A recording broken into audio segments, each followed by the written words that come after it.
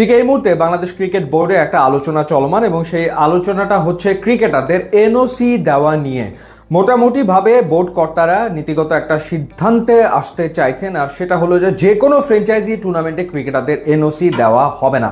যেমন gym Afro টি10 league কিংবা দুবাইয়ে যে টি10 টুর্নামেন্টগুলো হয়, এই ধরনের যে ফ্র্যাঞ্চাইজি টুর্নামেন্টগুলো হয় সেখানে আগামী দিনে বাংলাদেশের ক্রিকেটারদের এনওসি দেওয়া হবে না বা বিসিবি আসলে সতর্ক থাকবে।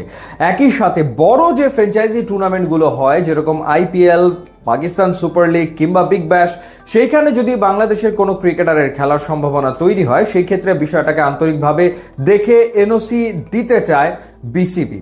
এবং যদি সেটা হয়ে থাকে তাহলে তাসকিন এবং মুস্তাফিজের আসন্ন আইপিএলে খেলার সম্ভাবনা আসলে প্রবল, সেটা আসলে বলাই যায়। আর 12 দিন পরেই শুরু হয়ে যাবে ইন্ডিয়ান প্রিমিয়ার লিগ।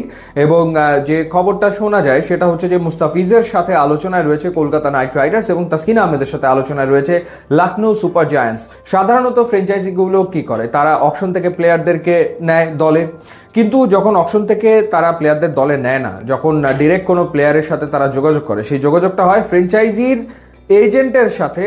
সেই ক্রিকেটারের যে এজেন্ট থাকে তাদের ভেতরে আলোচনা হয়, নেগোসিয়েশন হয় এবং তারপরে দেখা যায় যে ক্রিকেটারদের সাথে ফ্র্যাঞ্চাইজিগুলো চুক্তি আসলে করে।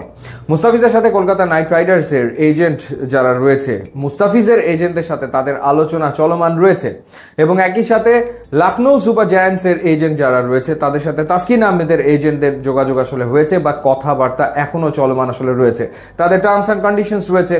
এবং এবারের আইপিএল এর ফ্র্যাঞ্চাইজিগুলো যেটা চাইছে সেটা হচ্ছে যে ক্রিকেটারদেরকে তারা ফুল সিজনের জন্য চায়, অর্থাৎ 4-5টা ম্যাচ খেলার পর তারপর ন্যাশনাল ডিউটির কারণে ছেড়ে দিতে হবে, সেটা তারা চায় না, কারণ তাতে করে তাদের কম্বিনেশন ক্ষতিগ্রস্ত হয় এবং গুরুত্বপূর্ণ ফেজে যখন টুর্নামেন্ট যায় তখন দেখা যায় যে তার ক্রিকেটারের সংকট আসলে তৈরি হচ্ছে, তখন সে তার আসলে ক্রিকেটার পাচ্ছে না এবং ওই সময় আবার ক্রিকেটারদের জড়ো করা বা নতুন করে ক্রিকেটারদের দলভুক্ত করা ফ্র্যাঞ্চাইজিগুলোর জন্য কঠিন হয়ে যায়। সেই কারণে টুর্নামেন্ট শুরুর আগেই মূলত ফ্র্যাঞ্চাইজিগুলো চাইছে দল একেবারে প্রপারলি গুছিয়ে নিতে, অর্থাৎ কোনো জায়গাতে কোনো ঘাটতি তারা আসলে রাখতে চাইছে না।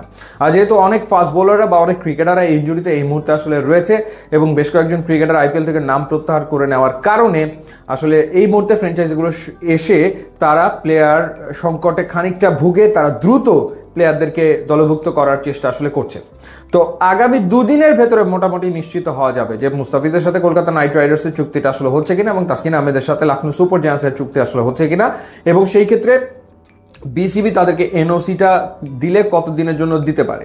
যেমন নাহিদ রানা, লিটন কুমার দাস এবং রিশাদ তারা পাকিস্তান সুপার লিগে খেলবে, আবার একই সময় বাংলাদেশ জিম্বাবুয়ের খেলা রয়েছে। সেই জায়গাতে বিসিবির অধিকাংশ কর্তা মনে করছেন এবার যে না, জিম্বাবুয়ের এগেন্সে ইয়াংস্টার্সদেরকেই প্রমোট করা উচিত, তাদেরই খেলা উচিত পাকিস্তান সুপার লিগে। নাহিদ রানা কিংবা লিটন কুমার দাস তারা যদি খেলতে চায়, যেতে চায়, তাদেরকে এনওসি দেওয়া উচিত, যদিও ফাইনাল সিদ্ধান্ত, চূড়ান্ত সিদ্ধান্ত এখন আসলে হয়নি।